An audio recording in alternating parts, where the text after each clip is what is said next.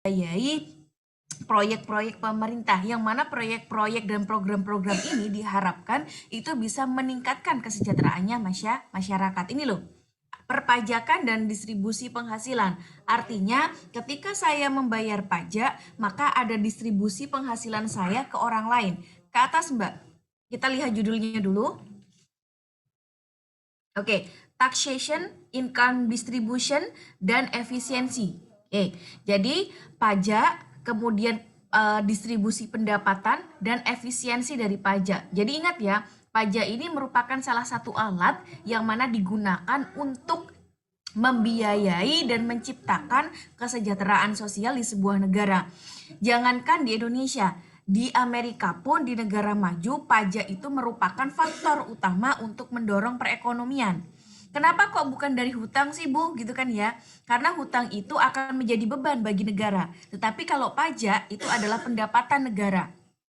Jangan salah kaprah ya. Kalau hutang itu untuk membiayai kegiatannya negara, maka ada beban bunga, ada beban hutang yang harus dibayarkan. Sementara kalau misalnya pajak, pajak itu merupakan pendapatan negara, yang mana kalau merupakan pendapatan negara, di situ tidak ada beban, di situ tidak ada beban hutang, tidak ada beban bunga, pokoknya tidak merupakan beban bagi negara. Jadi kalau pajak ini benar-benar penghasilan, begitu ya. Jadi misalnya Anda bekerja 1 bulan, 1 bulan itu Anda akan memperoleh penghasilan, yang mana penghasilan itu bukan merupakan beban Anda, tetapi penerimaan Anda, reward Anda karena Anda bekerja.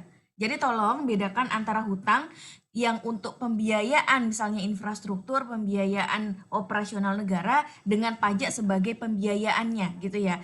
Jadi kalau kita berkaca, negara yang baik adalah negara yang semua pembiayaannya itu dibiayai berdasarkan pendapatannya sendiri, bukan berdasarkan hutang ya. Walaupun hutang itu memiliki kemanfaatan, tetapi tetap saja memberikan beban bagi negara karena harus dibayarkan. Next.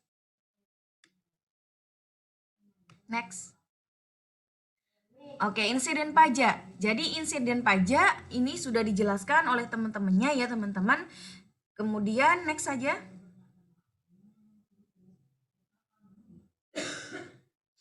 Oke, next saja Mbak. Next. Oke, ini ya. Saya akan menjelaskan secara kurva saja.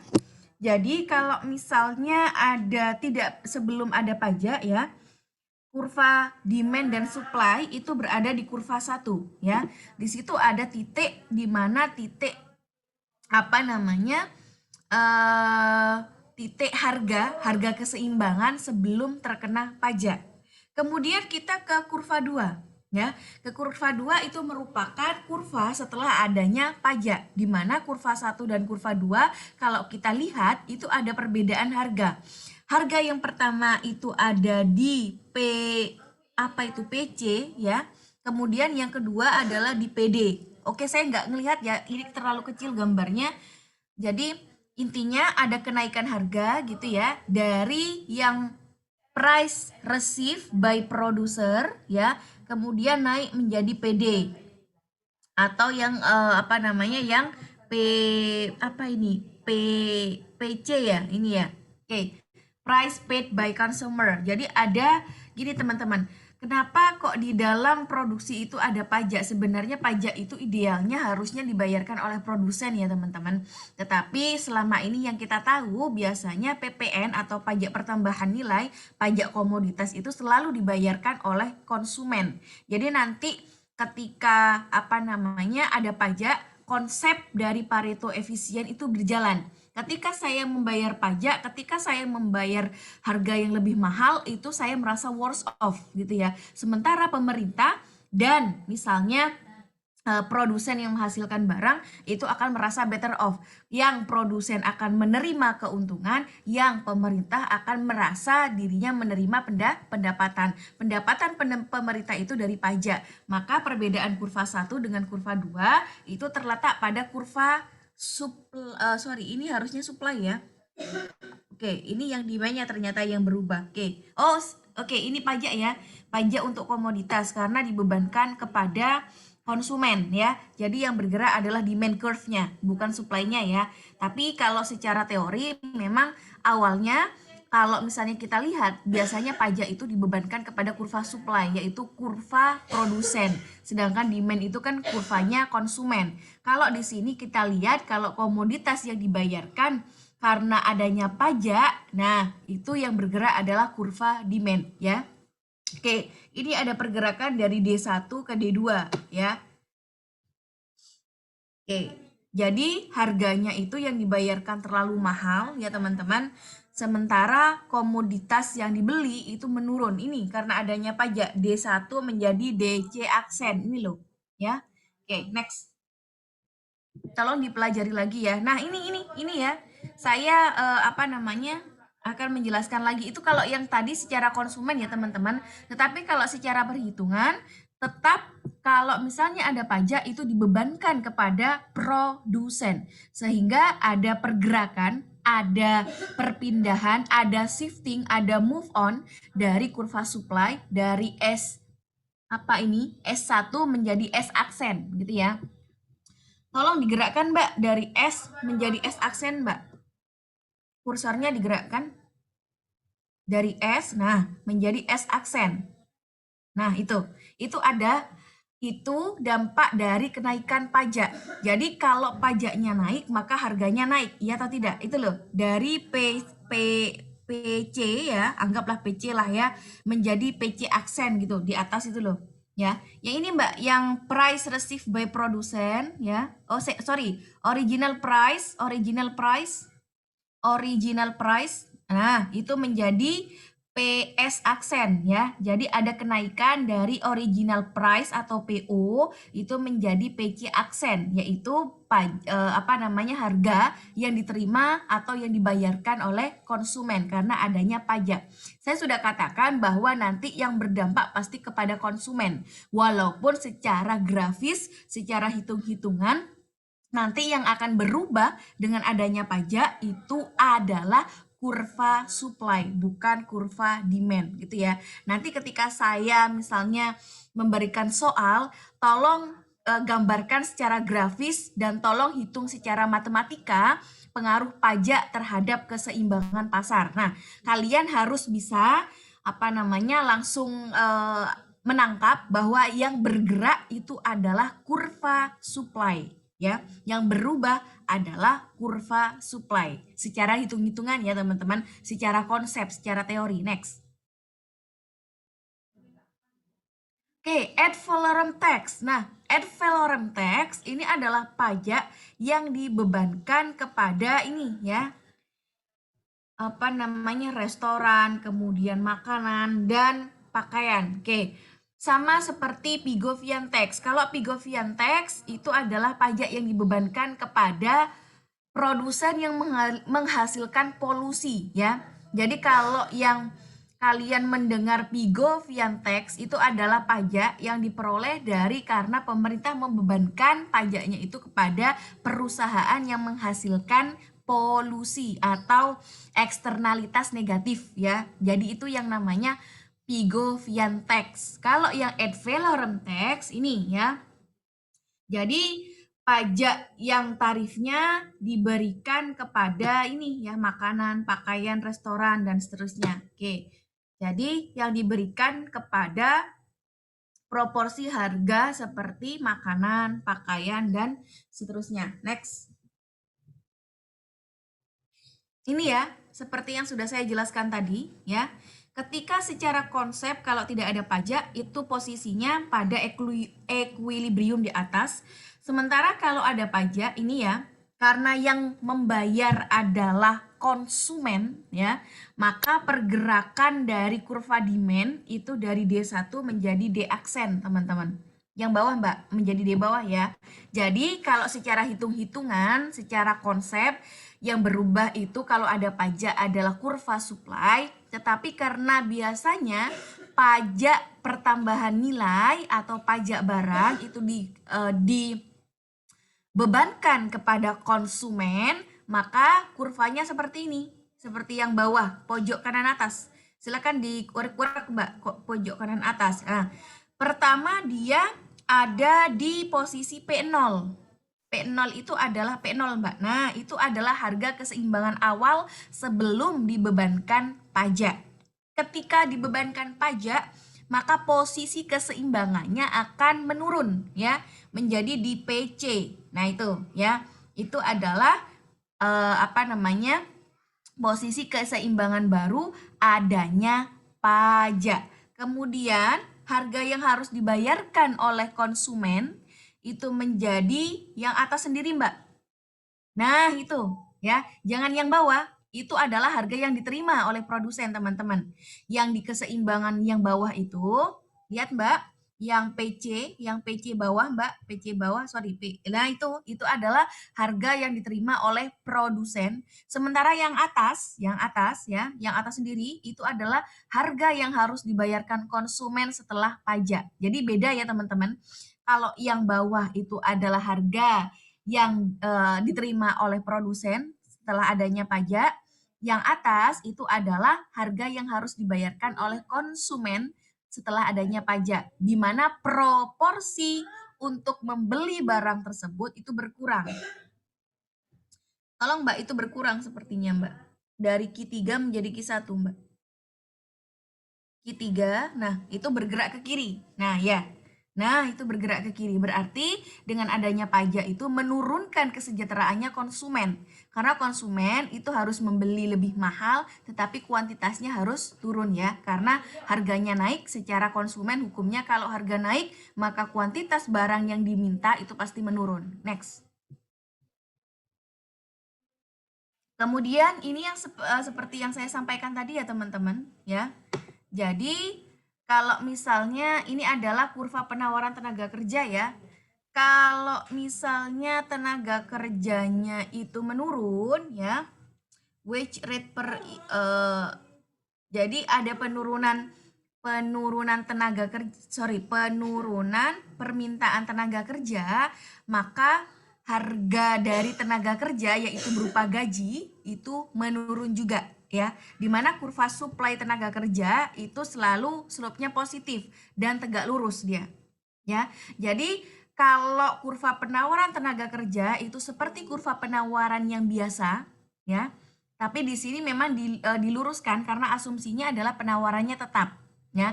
Yang berubah adalah permintaannya, karena permintaan itu diminta oleh produsen atau perusahaan, maka ketika ada penurunan tenaga kerja, maka secara permintaan dia akan mempengaruhi harga dari tenaga kerja, yang mana harganya itu yang berupa gaji. Harga tenaga kerja itu sama dengan gajinya akan ikut turun kalau dalam teori permintaan gitu ya, teman-teman. Tetapi kalau dalam teori penawaran, ketika penawarannya itu ditambah, maka akan ada peningkatan ya, ada peningkatan dari harga tenaga kerja, yaitu gaji ya. Jadi kalau penawaran, secara hukum penawaran, ketika kita menambah penawaran tenaga kerja, maka gajinya bertambah. Intinya seperti itu. Tetapi di dalam hukum permintaan itu berbeda gitu ya, teman-teman. Oke.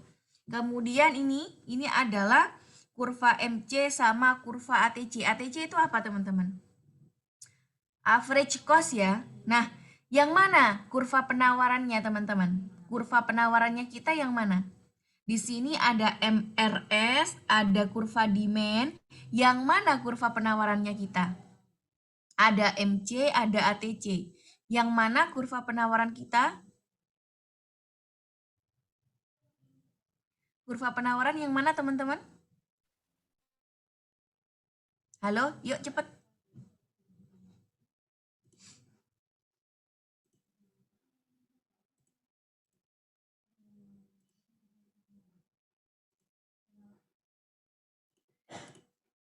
Kurva penawaran itu adalah MC yang menaik ketika AC-nya minimum. Tolong, Mbak. MC yang menaik ketika AC-nya minimum. Nah, itu ya, yang ditunjukkan AC-nya atau ATC-nya kan minimum itu ya, berada pada titik paling minimum. AC, Mbak, AC. Bukan itu, Mbak, kurvanya. Nah, kurva ATC. kurva ATC. Nah, itu pada kondisi dia minimum. Minimum, Mbak, minimum, paling bawah. Paling bawah. Kondisinya minimum, Mbak, minimum. Kurvanya, Mbak, kurvanya ditunjukkan. Kurvanya minimum. Bukan, Mbak, pergerakan kurva yang minimum. Pergerakan kurva minimum tuh di mana?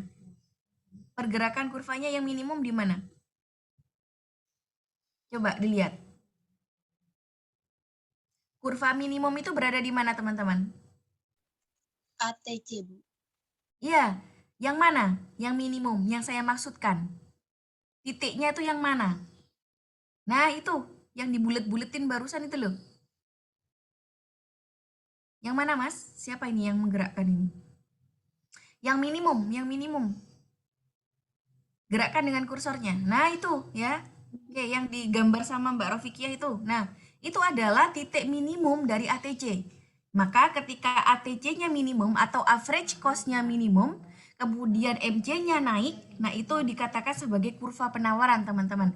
Jadi, kurva penawaran itu terjadi ketika AC atau ATC itu turun drastis, sementara MC-nya naik. Nah, MC yang menaik ketika ketika AC-nya turun itu disebut kurva penawaran. Itu MC-nya kan naik, MC-nya naik tuh. MC-nya naik. Sementara ATC-nya kondisinya dalam kondisi paling minimum, ya kan? Kondisi ATC-nya yang dibuletin itu, Mbak. Titiknya itu kan paling minimum itu. Nah, paling pendek, paling rendah gitu ya. Jadi MC yang menaik ketika ATC-nya minimum. Nah, MC yang menaik ini disebut sebagai kurva penawaran. Tapi ingat, harus dalam AC yang paling minimum ya. Tidak boleh pada AC yang kondisinya maksimum. Itu bukan kurva penawaran. Jadi kondisi ketika MC menaik, dia memotong kurva AC atau ATC dalam keadaan minimum, maka disebut sebagai kurva penawaran. MC menaik ini disebut kurva penawaran ketika AC-nya minimum. Next. Oke, ini saya tidak akan menjelaskan lagi ya. Artinya, baik di dalam pasar monopoli, monopsoni itu ada yang namanya pajak yang harus pajak yang harus dibayarkan dan penerimaan atau profit. Profit itu adalah keuntungan ya, teman-teman. Oke, jadi profit yang diterima oleh produsen kalau misalnya kita kembali ke yang tadi, Mbak, ke pasar monopoli, Mbak. Nah, ini adalah dari P0 sampai ATC 0 itu merupakan keuntungan yang bisa diperoleh oleh perekonomian yang bentuknya adalah bujur sangkar itu. Nah, itu adalah keuntungan yang bisa diperoleh ya dari pasar monopoli. Nanti ketika saya menyuruh Anda, tolong tunjukkan di pasar monopoli secara grafik misalnya keuntungan yang diperoleh secara perekonomian. Anda bisa menggunakan kurva ini. Next. Nah, ini kalau misalnya ada perubahan ya, kalau misalnya ada perubahan dari teks. Nah, penurunan ada gini. Jadi ketika di pasar monopoli sebelum ada teks itu keuntungannya besar seperti tadi ya, dari P0 ke ATC tadi ya. Tetapi ketika ada teks, maka kurvanya akan berubah seperti ini ya. Kurva demand sama MR-nya, marginal return-nya itu akan berubah, marginal revenue-nya itu akan berubah atau berotasi seperti ini, teman-teman. Maka economic profit-nya, keuntungan secara ekonomi itu akan turun ya. Kalau tadi dari P0 ke ATC, sekarang itu turun karena ada pajak. Jadi keuntungan secara ekonomi karena adanya tax itu akan menurun. Jadi karena ada beban yang dibebankan kepada konsumen dan produsen, maka akan menimbulkan deadweight loss ya, akan menimbulkan beban ekonomi sehingga keuntungan dari perolehan penjualan itu akan menurun karena apa? Karena adanya pajak seperti itu, teman-teman. Next. Oke, ini adalah pajak keuntungan nih.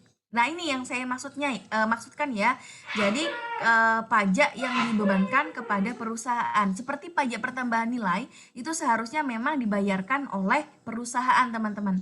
Pajak yang kalian misalnya kalau ke supermarket itu ya, kan misalnya kalian beli pizza, kemudian beli hamburger di McD atau di Pizza Hut, itu kan pasti harga 50.000 itu belum sebelum PPN misalnya. Ketika Anda makan di sana ya Anda akan dikenakan pajak, atau ketika Anda GoFood kan gitu kan pasti akan dikenakan pajak. Nah, itu yang dibebankan oleh perusahaan kepada konsumen. Nah, pajaknya itu nanti metodenya yang menggunakan yang atas, di mana kurva demand-nya yang akan bergeser seperti itu. Next. Kalau keuntungan, karena keuntungan itu merupakan bagian dari perusahaan, ya pajak keuntungan harus dibayarkan perusahaan seperti itu. Jadi tidak bisa dibebankan kepada konsumen karena keuntungan itu hanya miliknya perusahaan, sehingga ketika ada pajak keuntungan yang bayar ya perusahaan gitu. Oke. Next. Oke, ini model hamburger. Saya kira Anda sudah bisa memahami ya. Oke, next saja Mbak. Next. Oke, ini ada pajak komoditas. Ke atas lagi Mbak. Ini adalah jenis-jenis pajak ya teman-teman. Ada pajak penghasilan, pajak komoditas, pajak umum tenaga kerja, dan seterusnya. Pajak umum tenaga kerja ini ya pajak tenaga kerja teman-teman ya. Oke, next saja Mbak. Next. Next. Nah ini ya, saya tadi mengutarakan tentang deadweight loss atau beban ekonomi ya. Jadi ada beban berlebih yang ditentukan adanya pengaruh pajak ya. Nih ya, after barley tax. Jadi ada penurunan teman-teman. Ketika ada barley tax, sebelum barley itu nanti kondisi keseimbangan, kondisi efisiennya itu di titik E1 ya. Tetapi ketika ada tax kepada barley, maka konsumsinya akan bergeser menjadi BA ya teman-teman. Itu karena kita mengkonsumsi barley karena harga barley-nya menjadi mahal, maka dia akan bergeser dari D ke F gitu. Oh sorry, bukan bergeser, berotasi ya. Berotasi itu artinya dia muter ya. Jadi kalau misalnya saya punya ini bolpen gitu ya, ini bolpen, kemudian kalau berotasi itu begini, dia muter dari atas ke bawah, ke kanan, ke samping. Nah ini muternya adalah ke kiri. Nah karena adanya pengenaan pajak kepada barley, sehingga barley-nya menjadi lebih mahal, maka kurva anggaran akan berotasi ya, dari kanan ke kiri begini. Nah begini. Sehingga kita mengkonsumsi barley akan lebih murah atau lebih sedikit karena harganya lebih mahal gitu. Oke, next. Jadi apa yang sudah saya sampaikan paham ya teman-teman, bahwa ketika ada harga yang meningkat maka akan ada konsumsi yang turun seperti itu. Karena harga barley-nya itu meningkat, maka konsumsi barley yang dulunya adalah D secara kurva demand menjadi F gitu ya teman-teman. Jadi kan ada budget constraint without barley tax ya. Barley itu daun gitu ya, daun barley. Daun barley itu untuk masak gitu ya. Jadi ketika sebelum ada pajak, garis anggarannya itu berada di posisi AD ya. Sekarang garis anggarannya itu posisinya adalah AF. Ya, dia berotasi, bukan bergeser. Kalau bergeser itu biasanya karena perubahan selera, karena perubahan pendapatan, biasanya seperti itu. Geser itu ini shifting ya. Jadi misalnya yang pertama seperti ini. Kemudian kalau dia ada perubahan pendapatan, dia bergerak ke atas ya, bergerak ke atas atau dia bergerak ke bawah. Jadi dia sejajar, itu namanya shifting atau move on. Tetapi kalau berotasi, itu biasanya salah satunya dia berubah, begitu ya. Harganya berubah sehingga menciptakan perubahan konsumsi salah satu barang. Karena yang di sini kan dicontohkan daun barley sama corn atau jagung. Nah, jagungnya itu tidak dikenakan pajak pada harganya. Yang dikenakan pajak hanya pada barley, sehingga barley-nya garis anggarannya itu yang posisinya pertama seperti ini, dia akan berotasi seperti ini, dari begini. Nah, konsumsi core-nya tetap ya, karena kalau berotasi itu titik pusatnya sama, sementara yang satunya itu akan berubah. Karena apa? Ada perubahan harga. Oke, yang ini titik pusatnya sama ya, titik pusatnya sama. Nah, seperti ini. Nah, kalau berotasi itu dia muter. Kalau ke atas berarti dia lebih banyak konsumsinya, Kalau ke bawah itu berarti lebih sedikit konsumsinya. Oke. Jadi tolong dipelajari lagi ya. Kalau misalnya ada salah satu pajak dari barang yang dikonsumsi, itu akan membentuk kurva anggaran seperti yang dicontohkan di slide ini. Oke, next. Kemudian ini ya, nanti akan ada ini nanti kalian belajar apa ya namanya? Compensating variation sama equivalent variation ya. Nanti akan membentuk kurva. Kalau kalian hubungkan E1 Mbak, E2 sorry, E2 Mbak, E2 dengan E1. E1-nya mana? E1? E1 Mbak, E1 di TE1. Di TE1, E1 Mbak, di garis anggaran yang lama. E1 itu E2 Mbak. E1-nya di mana? E1, E1. Bawah ekuivalen. E1-nya di mana itu?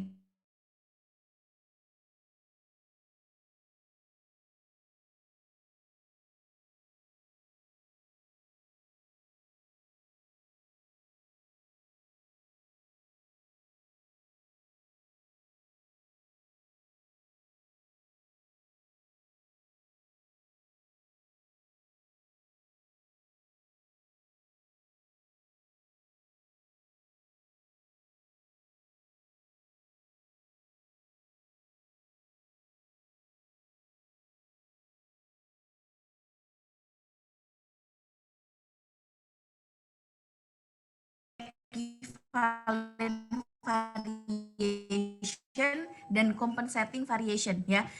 Minggu depan dan compensating variation ya teman-teman. Tolong dipelajari ya. Saya takut juga caranya mencari kurva demand dari efisiensi dalam teori konsumen ya. Karena tadi kan itu kan efisiensi teori konsumen. Karena ada titik efisien E1 dan titik efisien E2 gitu. Oke, itu saja mungkin teman-teman yang bisa saya sampaikan karena ini sudah macet ya.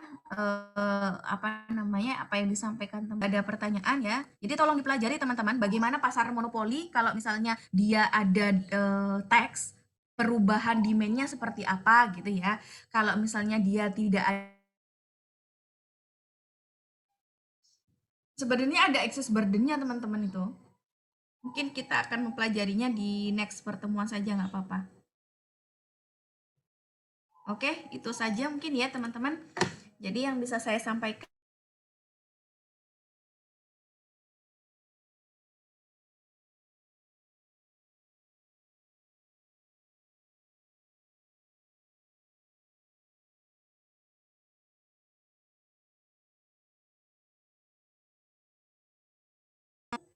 Harga yang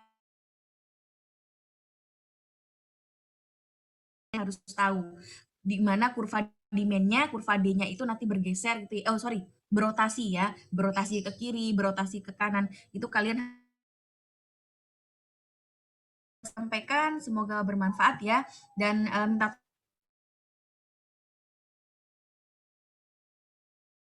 ini akan saya adakan kuis insya Allah ya. Jadi minggu depan kalian biar terkonsentrasi untuk ujian gitu ya. Jadi insya Allah hari Sabtu ini untuk serentak kelas A, B, C, D itu ada kuis untuk mata kuliah Ekonomika Publik 1. Oke, sekian dari saya mungkin teman-teman. Silakan Mas Yoga untuk berdoa dulu Mas.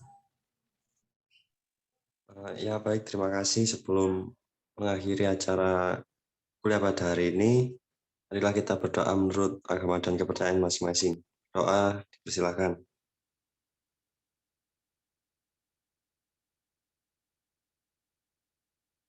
Doa selesai.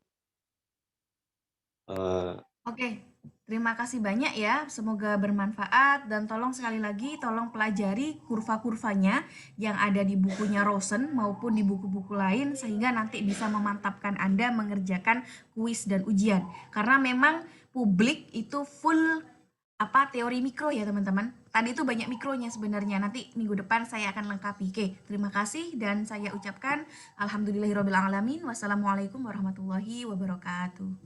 Waalaikumsalam warahmatullahi wabarakatuh. warahmatullahi wabarakatuh. Terima kasih Bu. Terima kasih Bu. Kayak kalau gini makalahnya di